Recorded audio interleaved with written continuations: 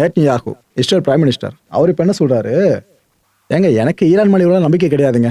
சும்மா அமைதி பேச்சுவார்த்தைக்கு வருவாங்க, நாம அமைதியாக விட்டுருவோம், இதுக்கப்புறம் உலகத்தை அமைதியாக இருக்க விடுவாங்க, இதெல்லாம் எனக்கு நம்பிக்கை கிடையாது.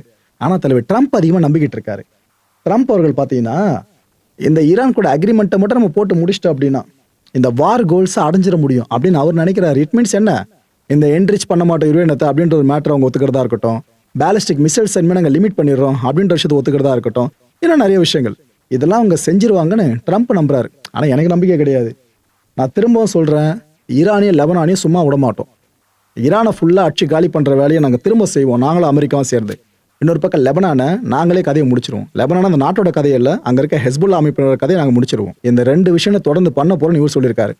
ட்ரம்ப் சொல்கிற விஷயங்களுக்கும் நெட்னியாகு சொல்கிற விஷயங்களுக்கும் எவ்வளோ முரண்பாடுகள் இருக்குல்ல. ஸோ 2 நாடுகளுக்கும் ஈரான் கிட்ட ஒரே விஷயத்தை எதிர்பார்க்கல. அவங்க 2 பேருக்கும் இலக்குகள் வேறன்றது இந்த ஸ்டேட்மெண்ட்ஸ் மூலமாக தெளிவாக தெரியுது. 2 நாட்களுக்கு முன்னாடி 2 முக்கியமான ஈரானிய நியூக்ளியர் சயின்டிஸ்டை நாங்கள் கொன்னுட்டோன்னு சொல்லியிருக்காருங்க நெட்னியாகு அவர்கள். இன்னும் பல பேரை போட்டு தள்ள வேண்டியது இருக்கு.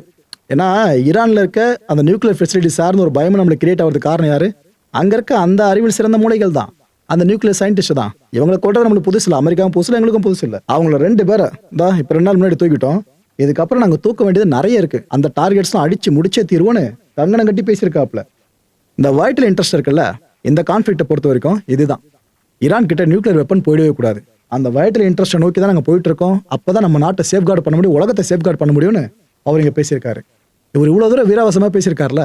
இன்னொரு பக்கம் லெபனான்ல என்ன தெரியுமா நடந்துட்டு இருக்கு? அங்கே இஸ்ரேலோட தாக்குதலால் உயிரிழந்தவங்க எண்ணிக்கை 1100 கிராஸ் பண்ணிடுச்சுங்க. ஒரு நாட்டிலும் இது போல இறங்கி அடிக்கிறாங்க, வீராவசம் பேசுறாங்கனாக்கா பின்னாடி உயிரிழக்கிற எண்ணிக்கை பார்த்தீங்களா எந்த அளவுக்கு கவலை தரக்கூடியதா இருக்குன்னு சொல்லிட்டு